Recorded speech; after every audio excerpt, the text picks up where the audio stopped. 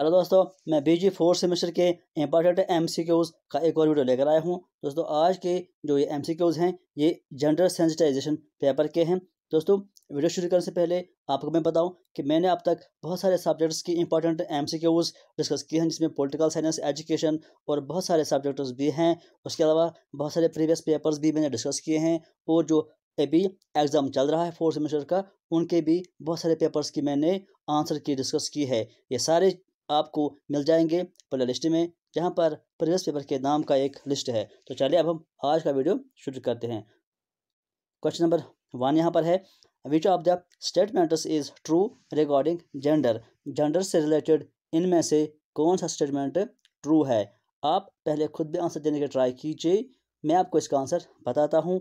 इसका आंसर है D part, यानी it is a social construct. उसके बाद क्वेश्चन नंबर 2 यहाँ पर है, the opposite of gender sensitivity is.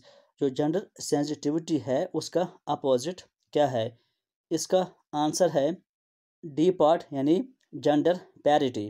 उसके बाद क्वेश्चन नंबर 3, प्रेफरेंस और prejudice toward one gender over the other is termed as. अगर कोई तासुब करता है, बयास करता है एक जेंडर दूसरे के बनस्बत, उसको हम क्या कहते हैं। यहाँ पर 4 ऑप्शन दिए हुए हैं, आपको इसका आंसर करना है। इसका आंसर है जेंडर बयास, सिंपल सी बात है।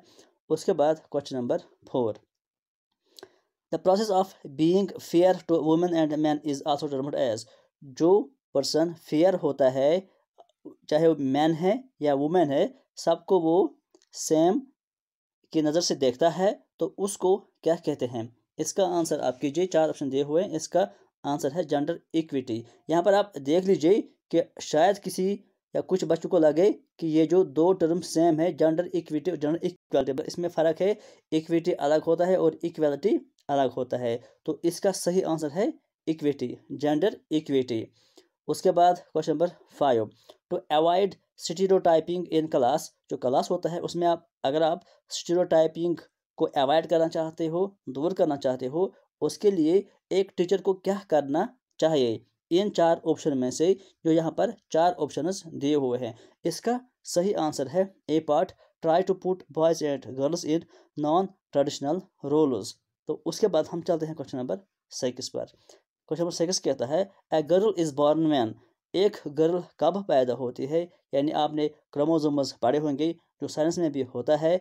यहाँ पर भी वही बात होती है कि कौन से पेयर क्रोमोसोम्स मिलते हैं, तब जाके एक गर्ल बच्चा पैदा होता है। तो यहाँ पर ये 4 ऑप्शन दिए हुए हैं, आप इसका सही आंसर कीजिए। ये बहुत ही सिंपल क्वेश्चन है। इसका आंसर है डी पार्ट, यानी एक्स एक्स। जब एक्स एक्स क्रोमोसोम्स मिलते हैं तो एक गर्ल चाइल्ड पैदा होती है। उसके बाद हम चलते हैं क्वेश्चन नंबर 7 पर, जो कि यहाँ पर है, which of the following is are the source और फॉर्म्स ऑफ जेंडर डिस्क्रिमिनेशन।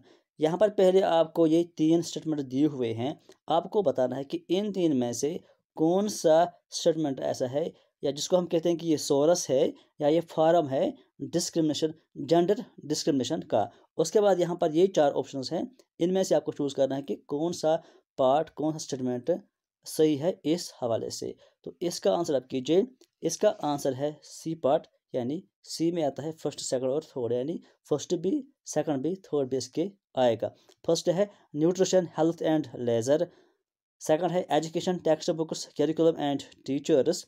उसके बाद फैमिली एंड पेरेंट्स, यानी सारे इसमें आते हैं, जहाँ पे जो सोर्स है या फॉर्म्स है जेंडर डिस्क्रिमिनेशन। उसके बाद हम चलते हैं क्वेश्चन नंबर 8 पर, जो यहाँ है, dash is a social system in which males hold primary power and predominate in various societal roles. कौन सी टर्म यहाँ पर ऐसे है जो एक सोशल सिस्टम है जिसमें मेल्स को प्राइमरी पावर होता है और प्रिडोमिनेट होता है बहुत सारे रोल्स में। उस तरह की सिचुएशन को हम कौन सा सोशल सिस्टम कहते हैं। तो इसका आंसर आप कीजिए। ये बहुत ही सिंपल क्वेश्चन है। इसका आंसर है बी पार्ट, यानी पैट्रियार्ची। उसके बाद हम चलते हैं क्वेश्चन नंबर 9 पर, the term gender roles was first coined by. सबसे पहले किसने ये टर्म कॉइन किया था, यानी किसने ये टर्म दी थी जेंडर रोल्स। और ये भी यहाँ पर दिया हुआ है कि ये टर्म आई थी 1995। इसका आंसर आपको करना है। इसका आंसर है बी पार्ट यानी जॉन मोनी। तो ये थे कुछ इंपॉर्टेंट क्वेश्चंस जेंडर सेंसिटाइजेशन। अगर आप और भी क्वेश्चंस चाहते हैं तो वो अगले पार्ट में आएंगे।